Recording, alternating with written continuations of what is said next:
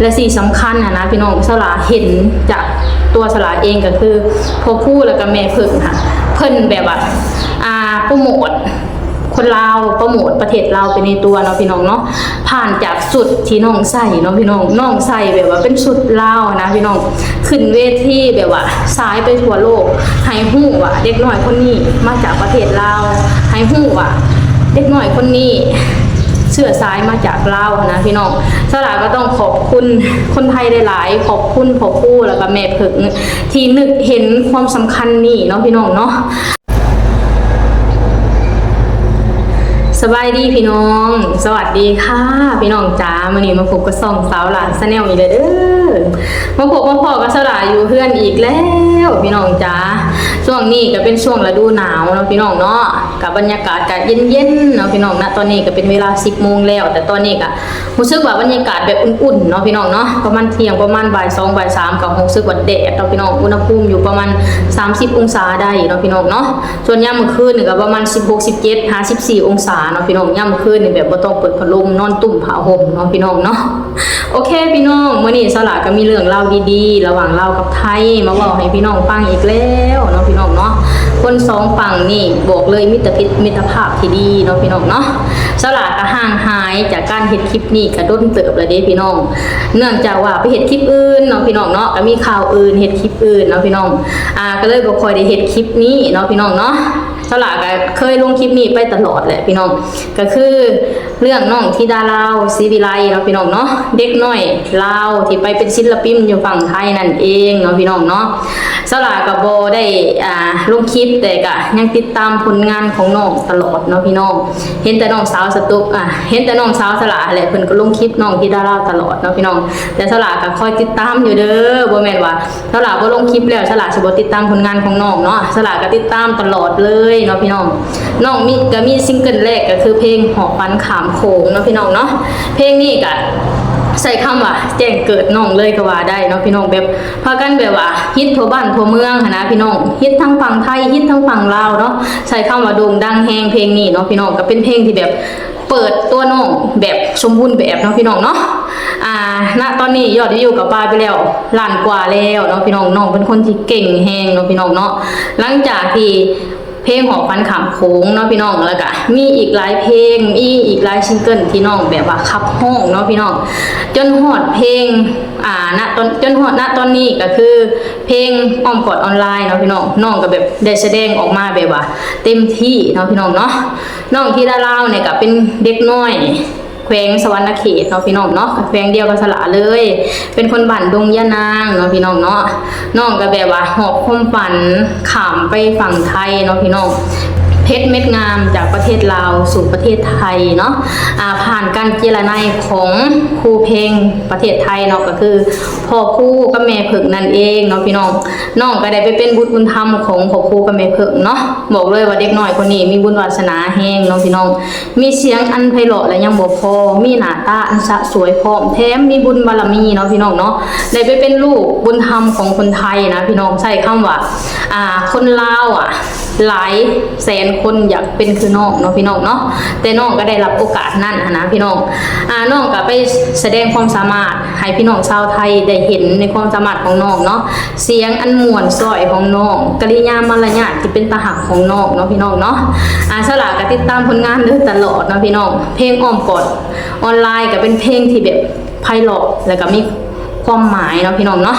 โอเคพี่น้องบ่เว้าหลายยายห่างเนาะเดี๋ยวเราไปฟังเพลงจากน้องกันเลยเนาะพี่น้องสลากะขออนุญาตเอาคลิปของครูศรีวิไลมานำเสนอต่อเนาะสลากะสิให้เบิ่งคร่าวๆเนาะพี่น้องกะให้พี่น้อง FC ทุกคนเขาไปเบิ่งทางช่องทางของครูศรีวิไลเด้อพี่น้องน้ำใจงดงามเกินคำขอบคุณอ้อมกอดอุ่นๆที่ส่งผ่านมาทางออนไลน์ไม่มีสิ่งใด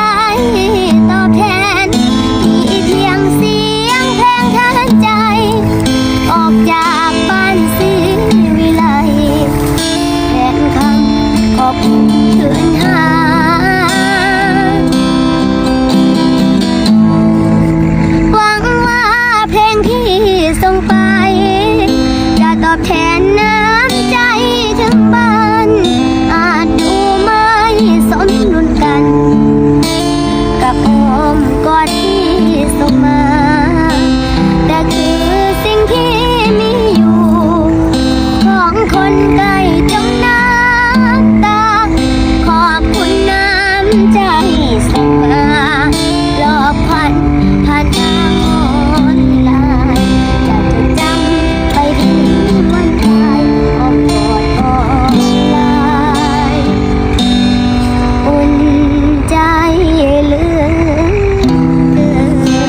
นใดพี่น้อง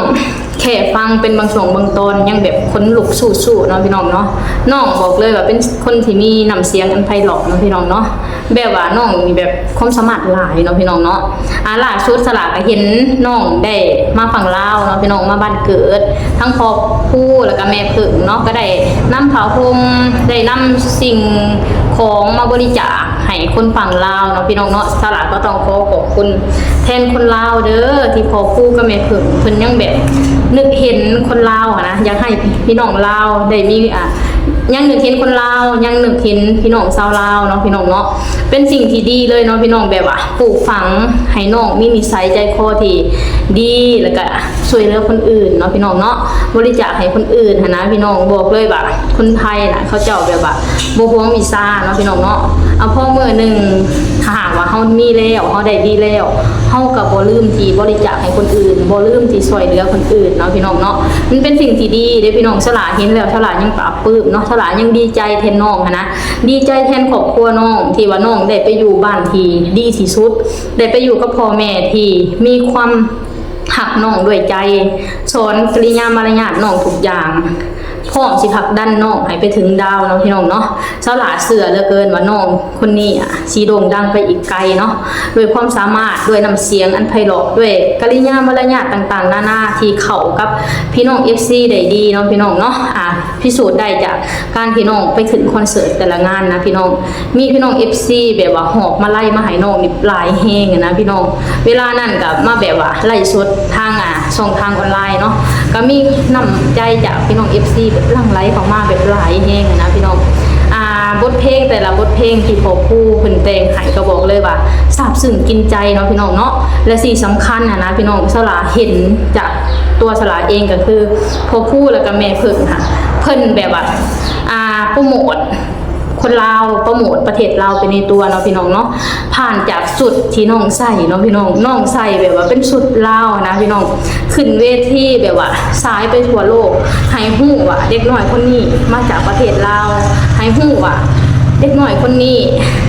เสื้อสายมาจากลาวนะพี่น้องสลาก็ต้องขอบคุณคนไทยหลายๆขอบคุณพ่อผู้แล้วก็แม่เพิ่งที่นึกเห็นความสำคัญนี่เนาะพี่น้องเนาะให้แบบพรีเซนต์ตัวน้องออกไปในทิศทางที่เป็นคนลาวนะพี่น้องแบบว่าโปรโมทเราไปในตัวเนาะบอกเลยว่าสลับแบบภูมิใจแล้วก็ดีใจเนาะพี่น้องว่ามาแล้วแบบคนลุกนะพี่น้องแบบว่าอยากเชื่อว่าคนไทยเขาเจ้าสิมีไมตรีที่ดีกับคนลาวขนาดนี้นะพี่น้องแบบช่วยเหลือให้น้องมีรายได้ยังบ่พอช่วยเหลือให้น้องแบบเป็นที่รู้จักของคนทั้งโลกยังบ่พอยังช่วยโปรโมทประเทศลาวไปในตัวเนาะพี่น้องเนาะ